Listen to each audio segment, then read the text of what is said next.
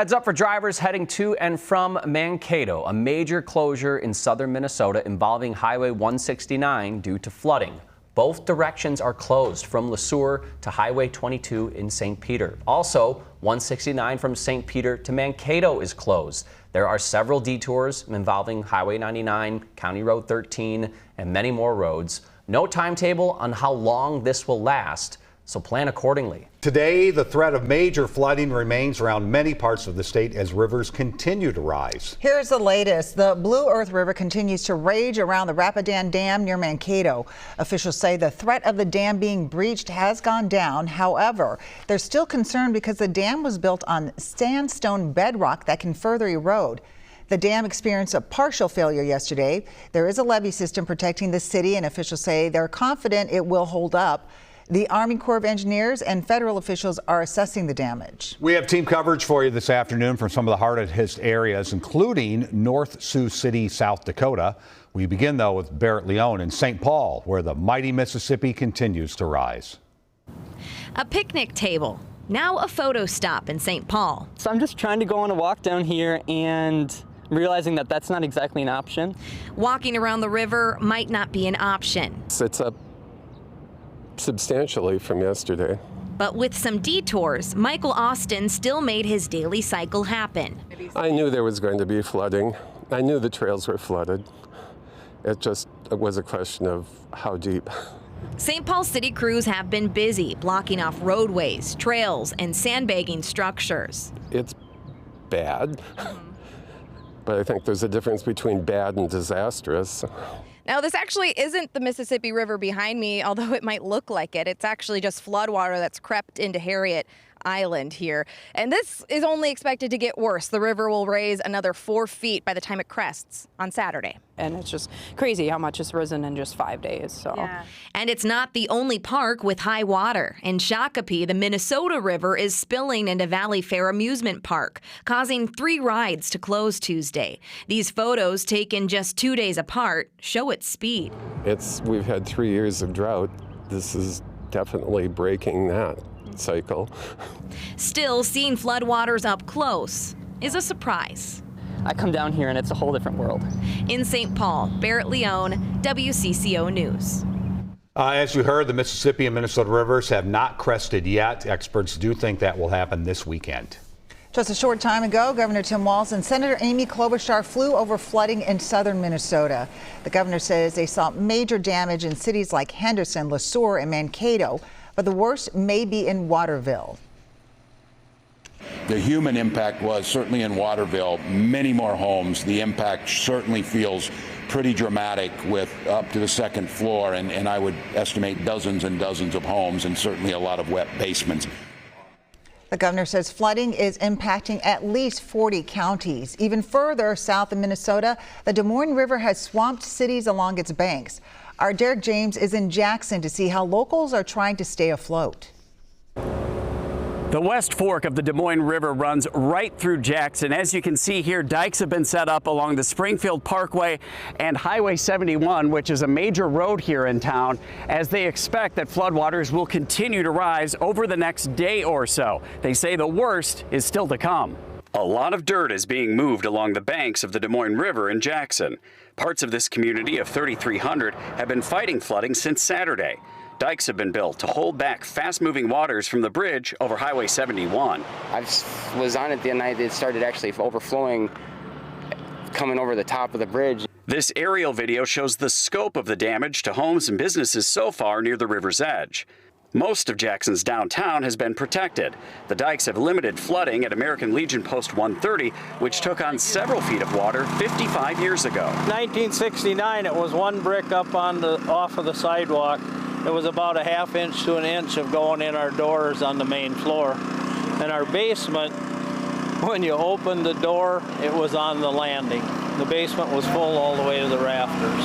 As waters continue to rise, residents continue to sandbag and pump water, knowing they're doing all they can.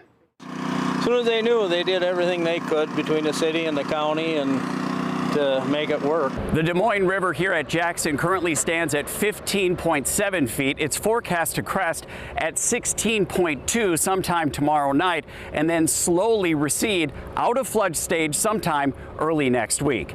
In Jackson, Derek James, WCCO News.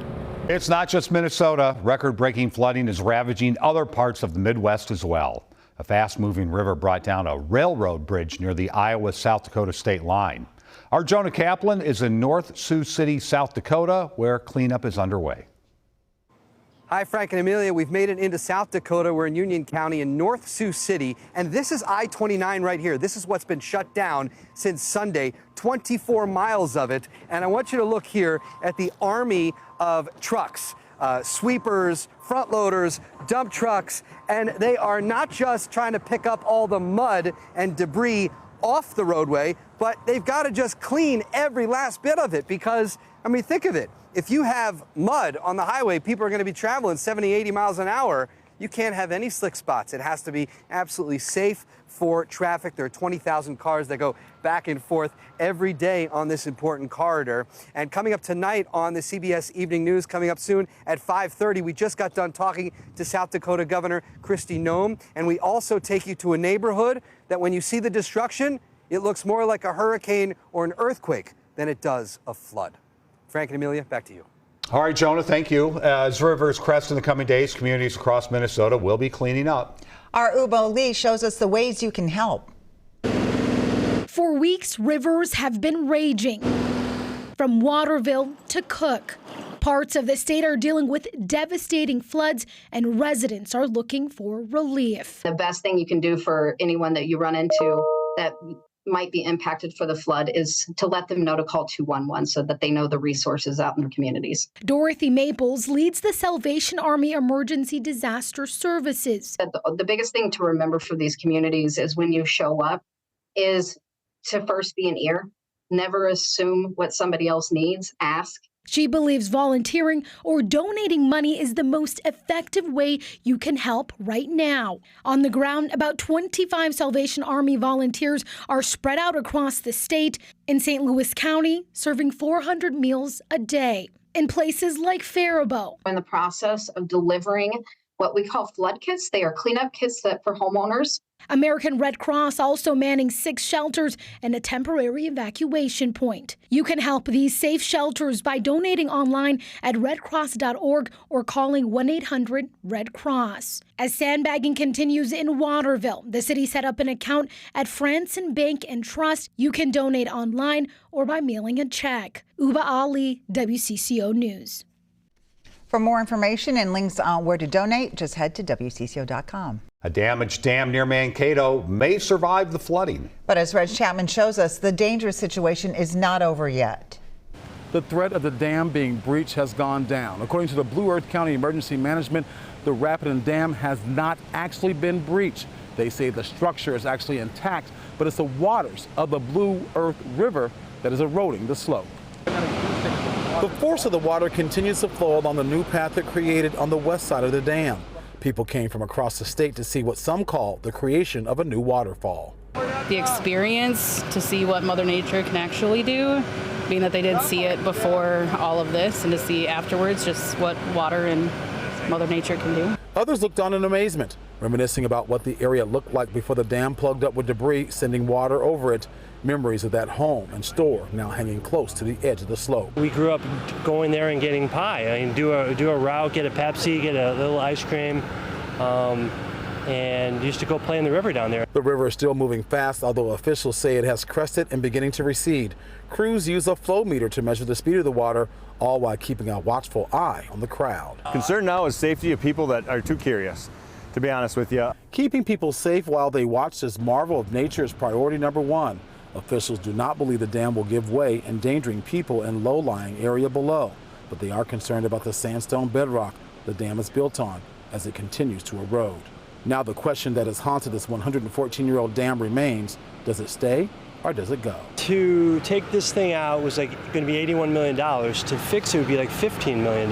In Blue Earth County, Reg Chapman, WCCO News. Officials say if the dam did fail, it would raise water levels around 2 feet, which could flood some basements.